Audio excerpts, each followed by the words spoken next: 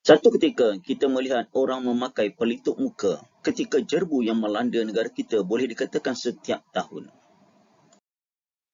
Bermula 1 Ogos 2020, kerajaan telah menguatkuasakan undang-undang dan peraturan barang siapa yang tidak memakai pelitup muka di kawasan awam khususnya ataupun di kawasan sesak akan didenda sebanyak RM1,000.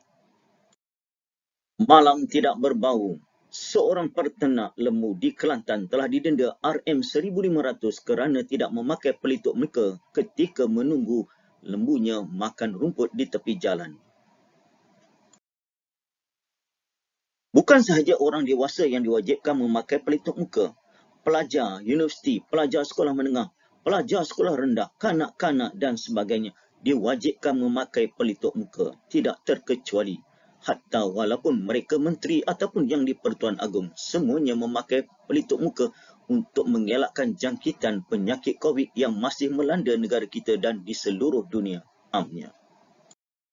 Satu ketika kita hanya melihat pelitup muka berwarna biru muda, tetapi kini pelbagai warna, pelbagai bentuk, pelbagai jenis ada pelitup muka dijual di pasaran.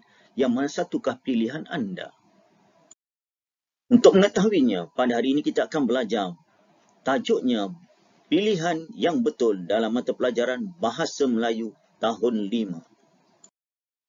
Objektif yang ingin dicapai pada hari ini, cikgu mengharapkan anak murid dapat membaca dan memahami maklumat untuk membuat pertimbangan dan keputusan berdasarkan kemahirannya iaitu kemahiran membaca. Boleh rujuk buku teks muka surat 32, tajuknya Pilihan yang Betul.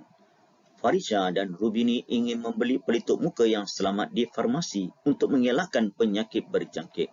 Mereka diberi penerangan oleh pegawai farmasi. Hari ini kita akan mengenali dengan lebih dekat dua jenis pelitup muka, iaitu pelitup muka pembedahan dan lagi satu pelitup muka N95. Dari segi kegunaannya, kita tengok apakah perbezaan bagi kedua-duanya. Pelitup muka pembedahan, kegunaannya melindungi diri daripada dimasuki titisan pernafasan yang besar atau cecair yang berbahaya. Manakala pelitup muka N95 pula, ia melindungi diri daripada partikel halus yang berada di dalam udara. Apa pula dari segi kekemasan yang kita lihat? Pelitup muka pembedahan ia bersifat longgar. Manakala pelitup muka N95 ni, ia lebih ketat. Manakala dari segi pernafisan dia, pelitup muka pembedahan kurang perlindungan terhadap partikel udara yang lebih kecil. Manakala pelitup muka N95 perlindungan terhadap sekurang-kurangnya 95% partikel udara yang kecil dan besar. Dari segi had penggunaan, pelitup muka pembedahan ni hanya sekali penggunaan. Maksimum penggunaan ialah selama 8 jam. Manakala pelitup muka N95 ni paling ideal hanya sekali penggunaan. Pelitup muka ini juga dibuang sekiranya rosak atau tidak berfungsi dengan baiknya. Manakala dari segi penggunaannya kita lihat yang terakhir perbezaan dia. Dari segi pengguna, golongan yang bekerja di klinik dan di hospital. Individu yang mengalami masalah batuk dan sesama. Ini pelitup muka pembedahan ya, kalau ikut di klinik dan di hospital. Tetapi individu yang menghadapi masalah batuk dan sesama juga kena memakai jenis ini. Dari segi pelitup muka N95, golongan yang bekerja di klinik dan di hospital juga. Individu yang terdedah kepada penyakit berjangkit seperti influenza. Jadi kita dah lihat ada dua jenis. Setiap satu jenis ini ada keistimewaan dia, ada kekurangannya.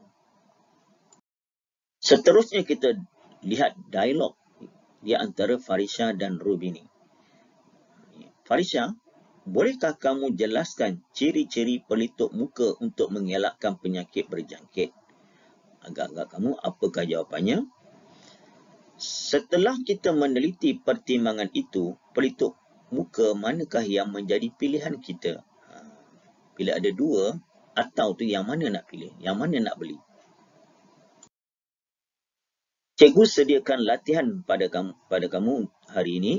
Cuba jawab terlebih dahulu untuk menguji pemahaman kamu. Nanti kita akan bincang bersama-sama. Mari kita bincang jawapan yang sesuai bagi latihan pada hari ini. Ini pertanyaan dari Rubini. Farisha, bolehkah kamu jelaskan ciri-ciri pelitup muka untuk mengelakkan penyakit berjangkit? Apa ciri-ciri dia?